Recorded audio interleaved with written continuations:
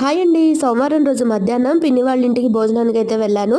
సింపుల్గా లంచ్ అయితే ప్రిపేర్ చేశారు. అట్టహాసంగా ఆడంబరంగా లేకుండా వంకాయ కూర, ఉప్మా, బూరె, బీరకాయ పచ్చడి, దోసకాయ పప్పు, సాంబారు, పాయసము, ఈ విధంగా సింపుల్గా లంచ్ అయితే ఉందండి. చాలా బాగుంది లంచ్ కూడాను. లంచ్ చేసేసిన తర్వాత కాసేపు కూర్చొని కబుర్లు చెప్పాక అత్తయ్యలు ముగ్గురుకి నాకు కొత్త చీరలు బొట్టు పెట్టి కాళ్ళకి పసుపు రాసి కొత్త చీరలు ఒళ్ళో పెట్టారండి. పూలు పళ్ళు పెట్టి చీరలు కట్టుకొని వచ్చిన తర్వాత అందరికీ చలిమిడి అయితే పెట్టారు.